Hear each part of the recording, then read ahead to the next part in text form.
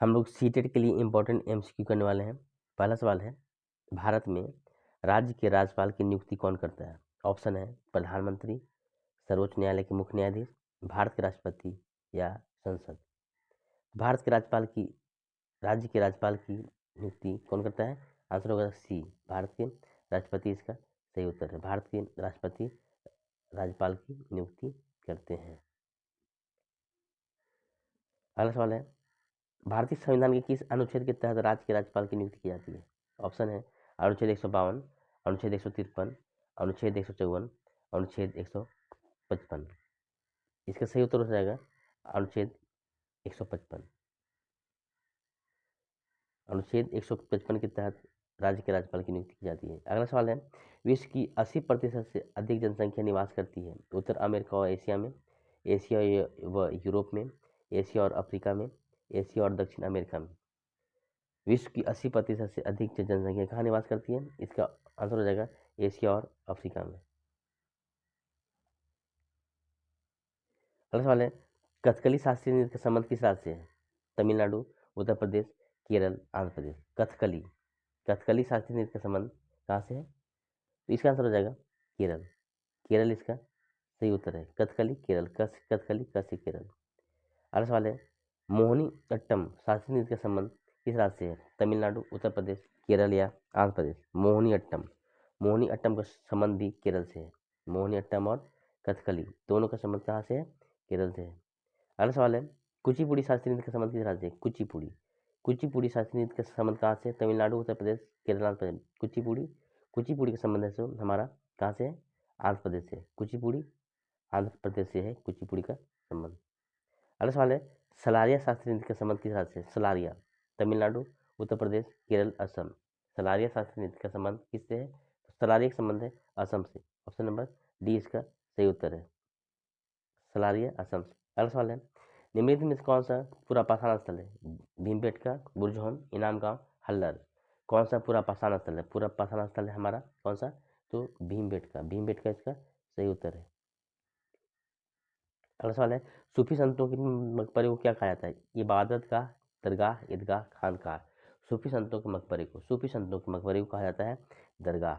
Option number B इसका सही उत्तर है। अगला सवाल है, मौर्य शासक अशोक द्वारा लड़ी गई लड़ाई का स्थल कलिंग वर्तमान में कहाँ है? केरल, आंध्र प्रदेश, कर्नाटका, उड़ीसा। अशोक द्वारा लड़ी गई लड़ाई कलिंग हमारा कहाँ है? उड़ीसा में है। उड़ीसा में हमारा कहाँ है? कलिंग में है। नेक्स्ट क्वेश्चन है, निम्न में कौन सा विविधता को बढ़ावा देता है? अपने गांव जाना, रेलगाड़ी में यात्रा करना, अपनी मातृभाषा में बोलना। तो कौन विविधता बढ़ा देता है? तो अपनी मातृभाषा में बोलना है, सो ये विविधता को बढ़ावा देता है। ऑप्शन नंबर सी इसका सही उत्तर है। अगला क्वेश्चन है, जीवन की उत्पत्ति विकास के शिक्षण हेतु अध्यापक को अवश्य भ्रमण करना चाहिए चिड़ियाघर, जीव संरक्षण उद्यान, प्राकृतिक इतिहास संग्रहालय या पुरातात्विक संग्रहालय। तो इसका आंसर है जीवन की उत्पत्ति के शिक्षण हेतु अध्यापक को कहाँ घूमना चाहिए? इसका आंसर है प्राकृतिक इतिहास संग्रहालय इसका सही उत्तर है। शिक्षक को वहाँ जरूर जाना चाहिए। नेक्स्ट क्वेश्चन है, निम्नलिखित में कहा सभी अक्षांशों पर दोपहर का सूर्य वर्ष में कम से कम एक बार सीधा ऊपर से चमकता है? निम्नलिखित में से कहा सभी अक्षांशों पर दोपहर का सूर्य वर्ष में कम से कम एक बार सीधा ऊपर से चमकता है? ऑप्शन है कर्क रेखा और मकर रेखा के मध्य, आर्कटिक वृत्त और अंटार्कटिक वृत्त के मध्य, केवल मर्क रेखा और विषुवत वृत्त के मध्य, या केवल मकर रेखा और विषुवत वृत्त के मध्य। इसका सही उत्तर हो जाएगा कर्क रेखा और मकर रेखा के मध्य से कभी न कभी सूर्य सीधा चमकता है। अगला सवाल है, भूमि की संकरी पट्टी जो दो बड़े भूखंडों जोड़ती है उसे जाना जाता है द्वीप, जल संधि, भूसंधि या खाड़ी। भूमि की संकरी पट्टी जो दो बड़े भूखंडों जोड़ती है उसे हम कहते हैं भूसंधि। भूसंधि इसका सही उत्तर है। अगला सवाल है, निम्नलिखित में कौन भूसंधि का उदाहरण है? काकेशस, पनामा, स्वेज, उप्रोसबी। भूसंधि का उदाहरण कौन सा? काकेशस, पनामा, स्वेज, उप्रोसबी। तो उप्रोसबी इसका सही उत्तर है। काकेशस भी है, पनामा भी है, स्वेज भी है भूसंधि का उदाहरण। अगला सवाल है, निम्नलिखित में कौन जैवमंडल के महत्वपूर्ण घटक है? भूमि, जलवायु, उप्रोसबी। जैवमंडल के घटक महत्वपूर्ण घटक कौन सा है? तो सभी है सो भूमि, जलवायु सभी है सो जैवमंडल के घटक हैं। अगला सवाल है, बगान जो वाणिज्यिक कृषि का एक प्रकार है को भारी मात्रा में किसकी आवश्यकता होती है? भूमि और पूंजी, केवल पूंजी, भूमि और श्रम, श्रम और पूंजी। बगान में किसकी ज़्यादा मात्रा होती है?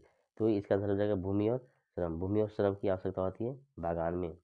सवाल है ब्लैक फुट इंडियन है, क्यूबा में बागान में काम करने वाला, कनाडा में प्रवासी भारतीय, निकोबार देशों में प्रचलित बीमारी, उत्तरी अमेरिका में एक देसी जनजाति। ब्लैक फुट इंडियन है, उत्तरी अमेरिका में एक देसी जनजाति। ब्लैक फुट इंडियन उत्तरी अमेरिका में देसी जनजाति है। अगला सवाल है भारतीय उपमहाद्वीप में उन मृत जीव जंतु को खाने के बाद गिद्ध की किडनी न काम करने के कारण मरने लगी, जिसका उपचार किया गया।